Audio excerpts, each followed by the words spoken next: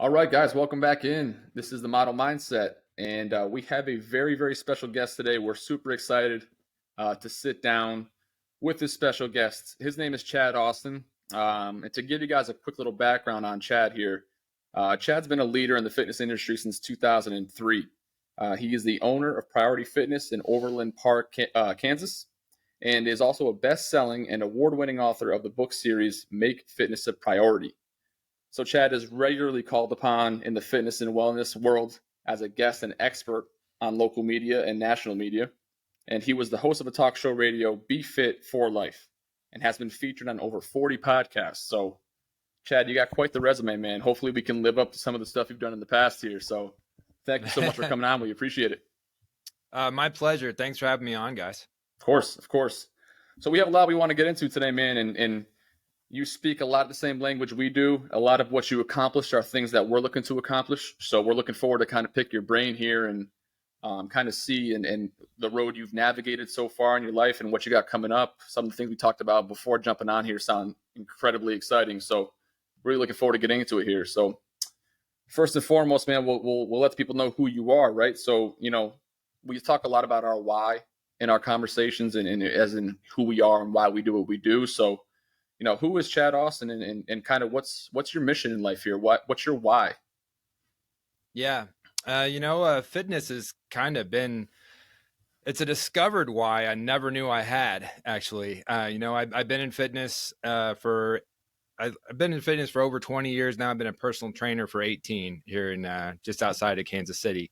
But it really became a second career. It was actually a second career for me. I was a teacher for 3 years, strength conditioning, wrestling coach, PE, and I loved doing that. And so I really thought that training was just going to be a temporary stop while I found my next coaching job, because sports is kind of what got me into teaching as well. And but it just kind of became a passion I stumbled across, and I've evolved over the years. And so now I'd say my main niche I have now, my strength, is to help people figure out how fitness fits in their life. And so it's something we all kind of go through changes and how much changes in life that kind of can cause us to fall out of track with fitness. And learning how to adapt to that change is something I'm good at to help people do. And my goal is just really to help people as they get older, and keep a high quality of life through fitness.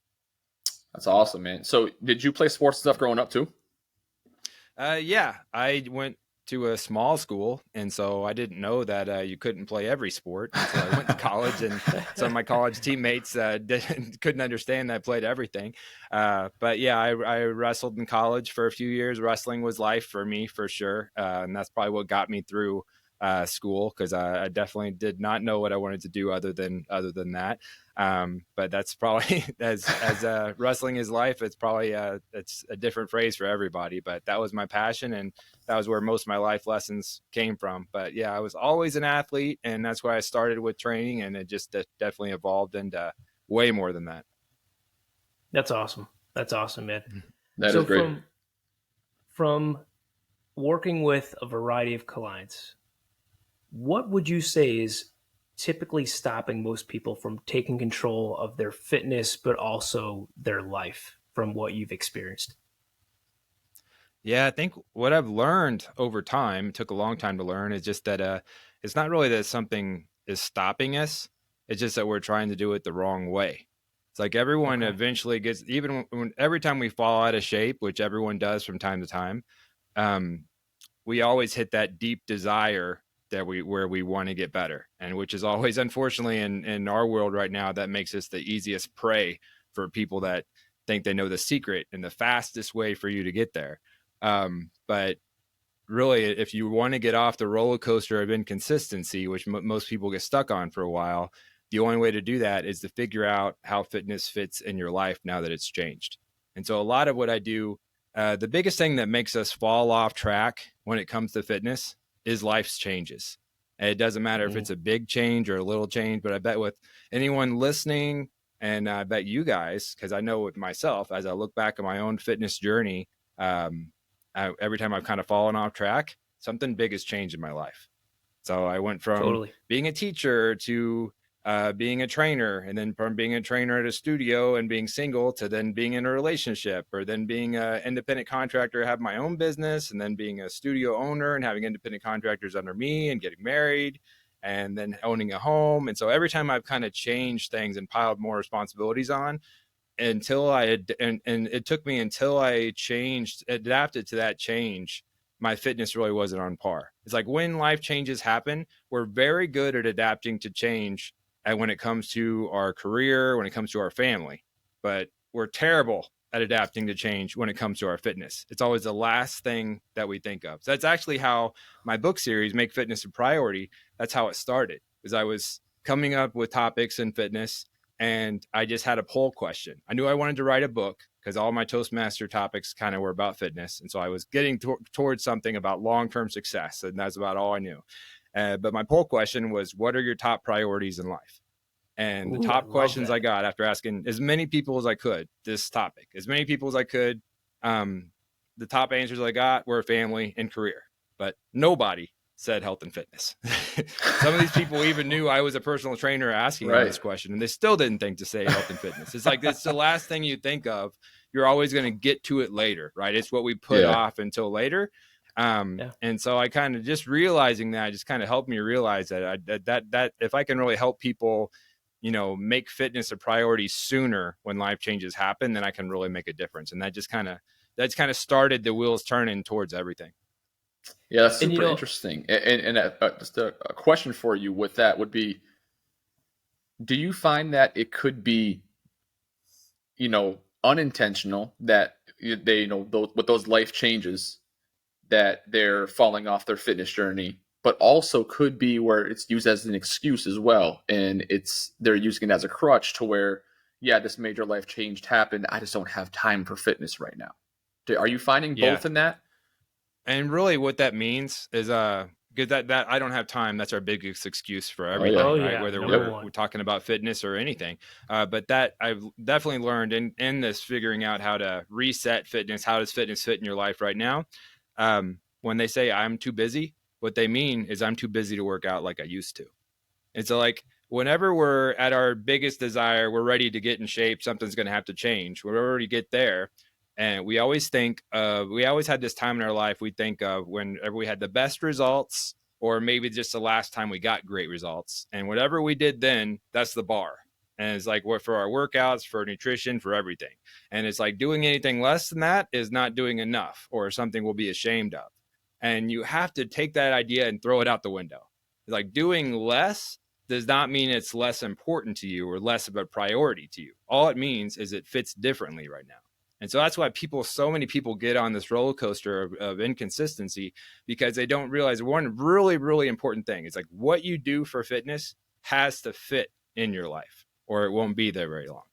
These challenges, it used to be challenges. Now it's kind of a little bit different, but there's so many things out there that you can do to get fast results. So many people are promoting something they're doing to lose this much weight in 30 days or this much in 12 weeks or whatever.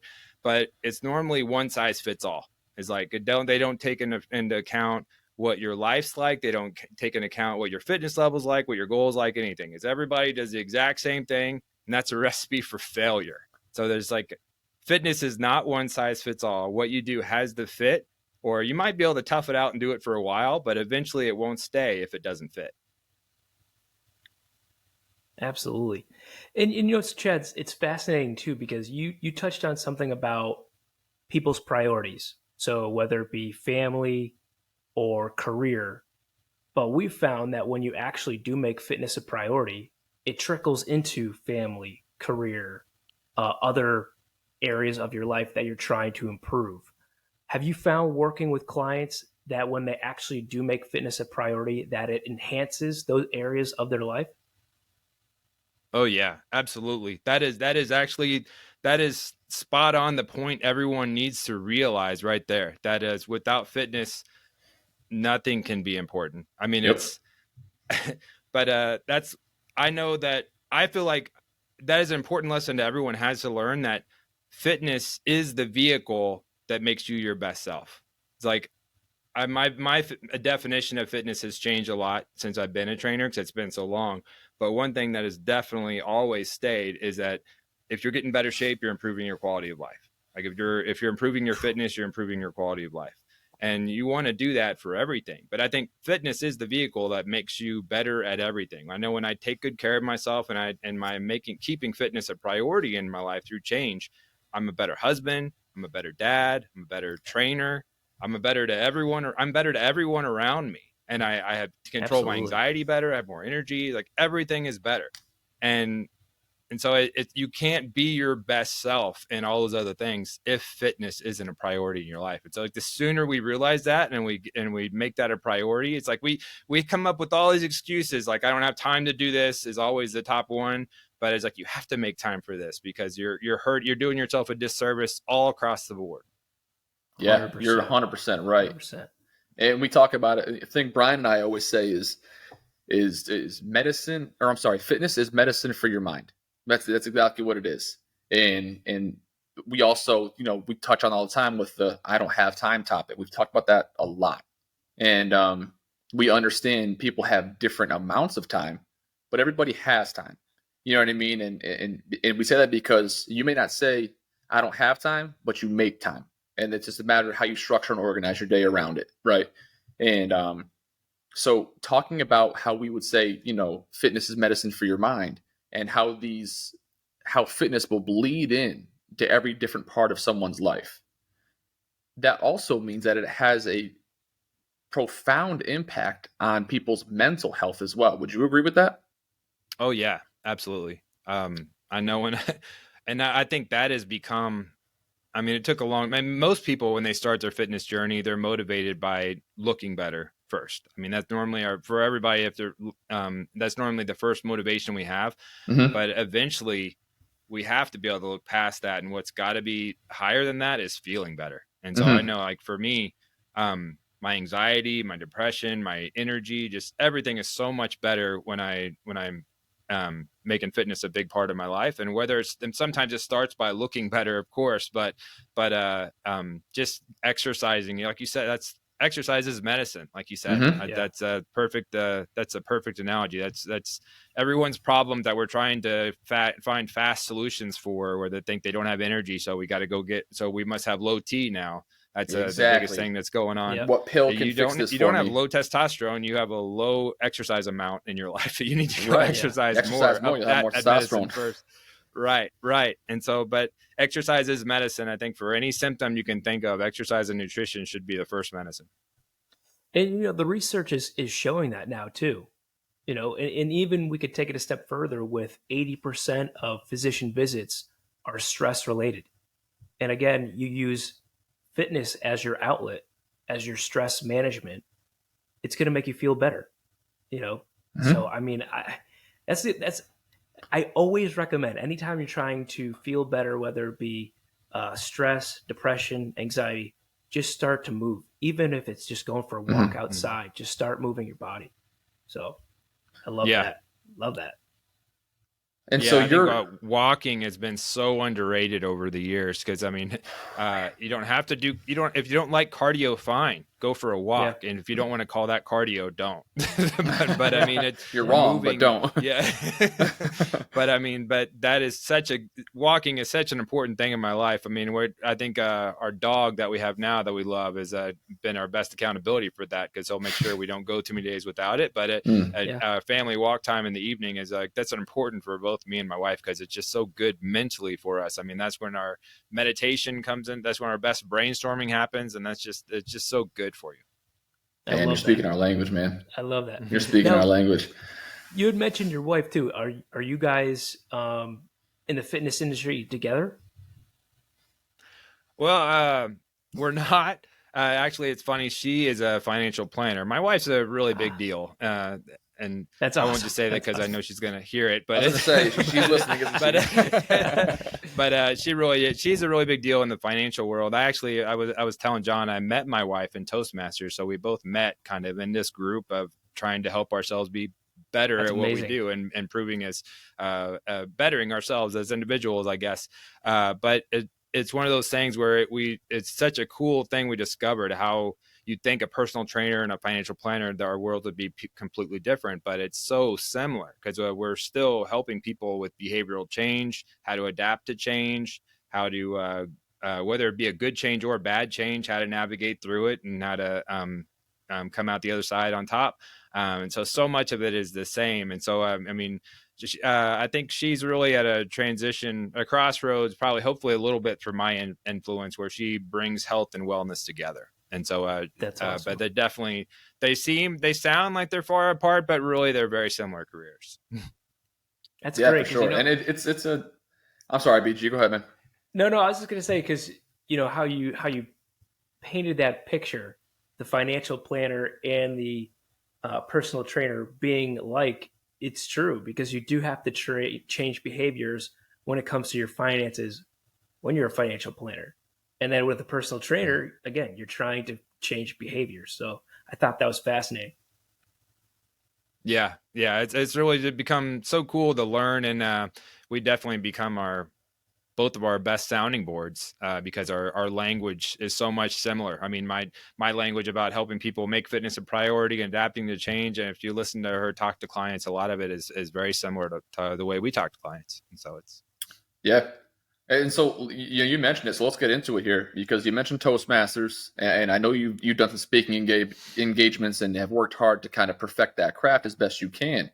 So kind of just walk us through that whole process with Toastmasters and kind of your development in public speaking. Yeah, well, I'm very much an introverted person, and had social anxiety all growing up. I almost changed careers actually because when I was figuring out that was my problem, I wasn't sure I could handle being a teacher. Because like when I got time to teach to my peers, I'm like, I don't think I can do this. And so my parents helped me realize that it was more something I could do something about. And so I had social anxiety and some shyness and everything that I could. There was medicine I could take. There was just taking better care of myself, and with nutrition and exercise that kind of made all the difference for me and kind of helped me break through that barrier. But I kind of lost sight of it for a while when I was a personal trainer, just being new, and where I taught was very small. There was basically a one road, the school and a gas station, and that's it. And so it's a very small school. And so I kind of got out of the habit of doing a lot of speaking. And when I got into personal training, is really just all one-on-one basis. And so I wasn't used to speaking to a big crowd or having to sell myself, and which is anyone that has their own business, you have to do that a little bit. And for us, we have to sell the idea of improving yourself and improving fitness. And so there's a lot of selling that happens when you're trying to help people. But I realized right away, especially in fitness, there's so many reasons why what I say makes such a difference. We live in the world of instant gratification. We live in the world where, there's so many people out there that are preying on, it doesn't matter who you are, whether you're a personal trainer, because I definitely learned this because I've been there. And so anyone that's listening, I'm not having any judgment here at all, but when you are at your biggest desire for change, your judgment is at its worst. And so there's no shortage of people out there who will take advantage of that. And so what we say as fitness professionals and being able to resonate with our clients, and so they can see what we're saying and not the noise that are promising an easier way that's not real. They're promising an illusion. So what we say means that much more. And so we have we have to be able to be good speakers, and we have to be able to get people to see, it's I could go on a rant forever I just did a speech in Toastmasters recently, kind of attacking, well, I'll go ahead and say his name, but it's a V-Shred. That guy. Yeah, dude. If you're listening and and you happen to follow this guy, stop. He's nonsense, just a scam. God. But he's just the tip of the iceberg, though. If you really want to do an experiment, of what scams are out there, just type in your favorite superhero and then training program, and you'll have pages of stuff promising you fast results, or look like a superhero in 8 weeks, or get lean and shredded like this superhero did in 12 weeks. And so we have to be able to help people resist the urge of instant gratification. Because my word for instant gratification is turkey bacon. Because I love bacon, as I'm sure most people do, but I hate fake bacon. And I feel like that is all you're getting. If you're going to fall for one of these scams, you're just going to get it looks just like it, but it's not. And you're going to Right. realize right away and be disappointed.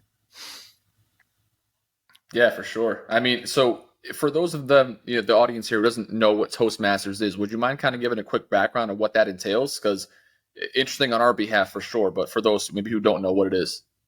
Yeah. So I am part of a group, TGIF Toastmasters here in Overland Park, and we are hybrid. So if you're looking for a way to get into that, please feel free to reach out to me. Toastmasters has been a life changer for me, for just speaking, but just as an individual too, because of the people that you interact with when you join a group like this that's trying to improve yourself as a professional. But basically, it is a public speaking group, and so I went there to overcome my fear of public speaking, which most of us have. I mean, there's a saying out there that most people at a funeral would rather be the guy in the coffin than the guy giving the eulogy, because speaking is that scary. But it can be a legit superpower if you learn how to do it. If you have passion about something, if you learn how to speak, and then that can be a game changer for you with whatever you do in life. But it's a way of improving your speaking, and so it's so basically the way we do it, you're always going to speak a little bit, but everyone has roles. And so there'll be so many roles every meeting. One person is leading the meeting. There'll be 4 or 5 speakers, and then there'll be people that evaluate the speech for a certain amount of time, and then everyone will give feedback. But then there'll be another portion that is kind of an impromptu speaking, and so it's called table topics, where you'll basically get called on and you'll get given a topic and you'll have 30 seconds to think, and you have to speak for 1 to 2 minutes. And so it's just It's forcing you into speaking, but it's something that you get good at really fast, and you realize right away when you're in a club like this, you're surrounded by people that want you to get better, and they're all on your side. And so it's a perfect environment to learn from, but not just you're not just going to improve as a speaker, you're going to improve as a leader. Just communication, just from being in front of people speaking or collaborating with people speaking. It's all something I think I've learned a lot from there. And of course, I told you earlier, I met my wife from there. So right. Can't complain one bit about it. Right, man. That's a success if I've ever heard one. I don't know. Yeah. I know, right? And I mean, that must have did it take you a little while to adjust from that? Because I mean, what you said, that it's impromptu or table topics and you get 30 seconds to think about it, instantly my first thought was, ooh, fear, anxiety a little bit. Did that take a little bit of time to get used to, and then you're like, wow, I'm actually really good at this?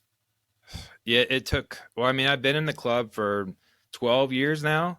Wow. And so awesome. It's been a long time. I met my wife when I joined the group. And we just started dating about 7 years ago. We've been married 2 years now. But yeah, so I've been in the club a long time. But I mean, when I went there with some serious anxiety, I mean, I was the kid that, I hated the first day of school because I was so scared that my teacher was going to make me stand up and introduce myself to the class. And I was like, I would be terrified of that moment and just be so sweaty and shaky just from that. And even like halfway through, I'd still be wondering if I'm out of the woods, or are they going to circle back and still make me do it? And so, it's something I wanted to be a fitness leader so badly. I had enough motivation to push past that fear and get through it. And it's one of those things. I was a coach, and so in that environment, I was good at being a motivational speaker, and so I just had to kind of refocus my passion for fitness into it too. And but it's something that definitely, just like anything else, hard. But I have an article I wrote somewhere out there, from when me and my wife got engaged, that we met through Toastmasters. And I talked about the story when I first met her out there, but I met my wife when I got out of my comfort zone and did something that scared me to death, and that's led to so many other big things. And so it's just like anything else. It's like starting a new fitness program, the heaviest weight in the gym is the front door. And so it's just getting started sometimes is the first step. That's awesome, man. I give you a lot of respect for, getting out of your comfort zone and pushing through that fear and anxiety, man. I give you a lot of respect for that. Yeah, it's what we always talk about. That's where growth happens, is in discomfort. You gotta work through that discomfort to have growth. So, So thank you for sharing all that. Definitely. I think there's a lot of momentum. It seems like with the things you've done in your career, things kind of seem to build off the last thing you did, and you tend to have a steady stream of positive growth in your career. What do you think is the biggest success that you've had this far or thus far in your career, that you're most proud of? There's so many clients I'm proud of over the years that have had big transformations and everything, or they've changed, and they've fitness has been what's really improved their quality of life. But really, I mean, if I'm being honest, I mean, what I'm most proud of is my own fitness journey. I mean, and I was always an athlete, and so I never had like a big weight loss story or anything like that. I've always had little ones from here and Mm-hmm. there. But I mean, my whole mission now and what I feel like I'm strong at is helping people figure out how fitness fits in their life after something changes. Mm-hmm. And I think I only realized that because as I've evolved and things have changed in my life so much, and being a speaker and being a writer, I was able to kind of pinpoint it. And what I figured out in myself, and the things I had to do were just being able to kind of hit the reset button when life changes, so you can keep fitness a priority in your life, so you can keep being your best, is something I realize that everyone relates to. And I Mm-hmm. mean, I think some people think that, personal trainers, fitness is easy for us. It's just hard for everybody else. And that's not the case. It's hard for everybody. And I think leaning into that as a personal trainer and sharing that with people, and that has made me much better. It's like we become a better student when we become a teacher, we become a better athlete when we become a coach. That is something that has made me way better as a fitness professional, just leaning into all of my faults and everything I've had to learn myself. Sometimes we got to treat ourselves as our most important client, and that's really how we get better. Love that. Yeah, it's a journey, man. I mean, it's a journey. Everybody has a struggle. Everybody has a story. I love how that with you, it's it's your journey. That's kind of that pushing that guiding factor for you. How Mm-hmm. did that? How did you owning your own fitness facility or opening your own facility come about? Was there something that was like, okay, you know what, it's time for me to open up my own place? Yeah, I don't remember if I remember a certain moment where I was like, this is the time it's got to happen. I had some people surrounding me that kind of kept bringing it up, and so like clients and health and fitness people I collaborated with, and my family. And so I knew it was something that could happen. And I think I felt like where I was at as an independent contractor, I was hitting a ceiling. And Okay. so that's really what did it. I was ready for the next step. And so I'd kind of built a fitness community with a meetup group. And so we had a little, like a regular weekly thing we did with that. And we did events. I collaborated with the chiropractor, Baltusca Chiropractic here in Overland Park.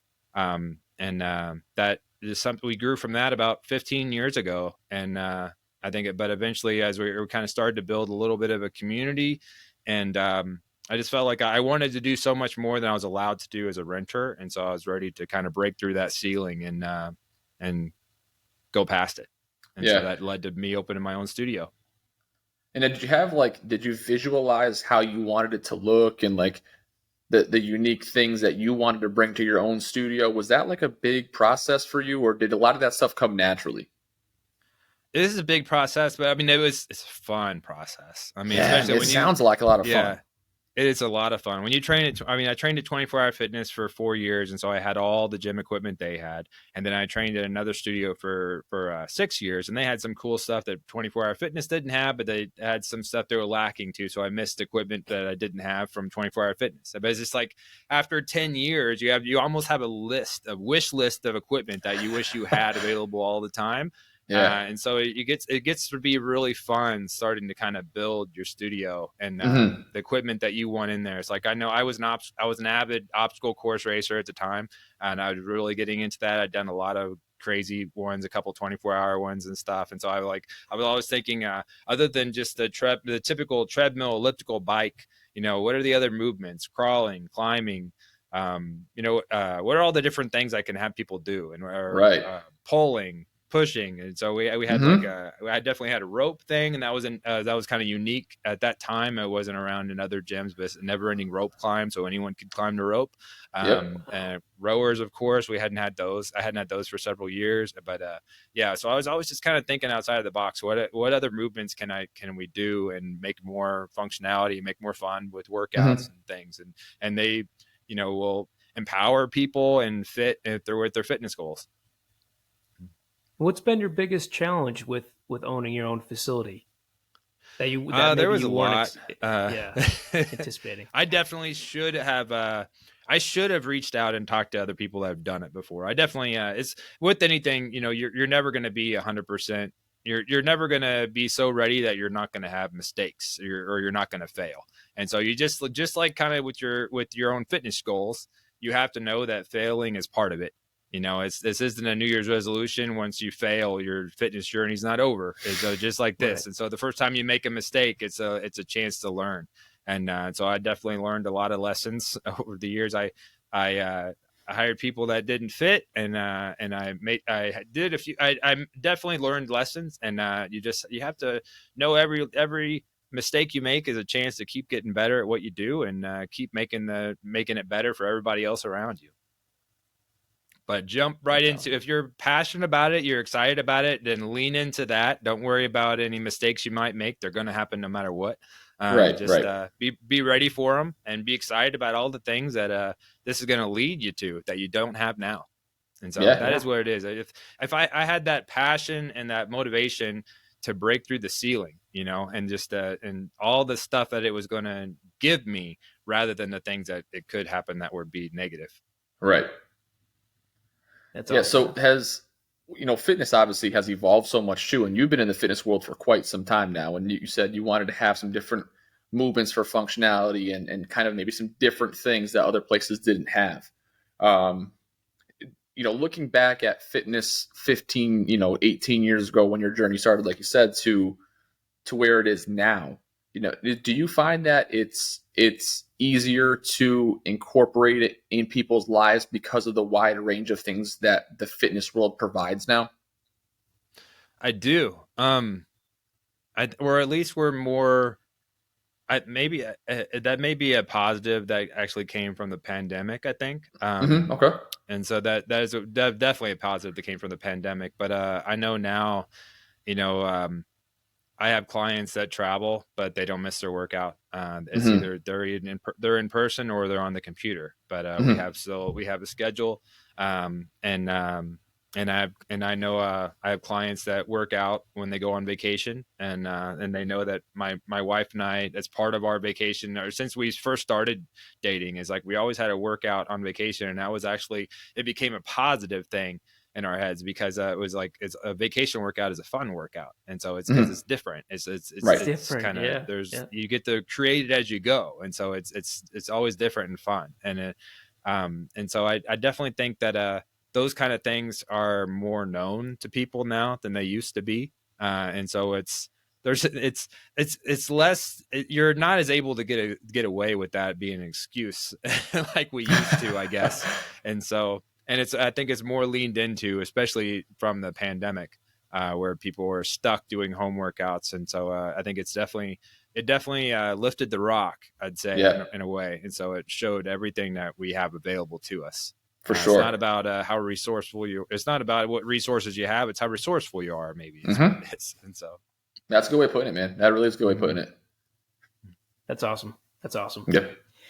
This has been a fun conversation, Chad. And so I have one more question for you. If some of the listeners are ready to make fitness a priority in their lives, how can you help them? So my website is at makefitnessapriority.com.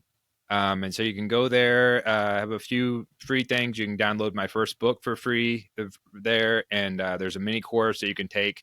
But basically, if you're trying to get started, there's two questions that you need to answer yourself. Whether you're restarting or you're starting over, but however you want to say it. But you have to know first, how does fitness fit in your life right now? How much accountability do you need right now? Those two questions, every time you hit the reset button, you may answer them different every time, but you have to answer those questions to get started. how does fitness fit and how much accountability you need right now. I walk you through answering those questions, and I've got all kinds of programs and things that you can do that fit you where you're at. And so, yeah, makefitnessapriority.com. Take a look. Might be a good place to get started. Awesome. Listen, man, this was a blast. You speak our language on every level here. A lot of the stuff you're doing, like I told you before, it's stuff we're looking to do. So you're a great resource. I hope you don't mind us leaning on you in the future here and having more questions for you offline, because you sound like a fantastic guy, and I look forward to some more conversations we could have. Absolutely. Yeah. Always love having another fitness person to connect with. Awesome. Chad, thanks so much. I really appreciate it, man. Thank you. Bet. Take care. See ya.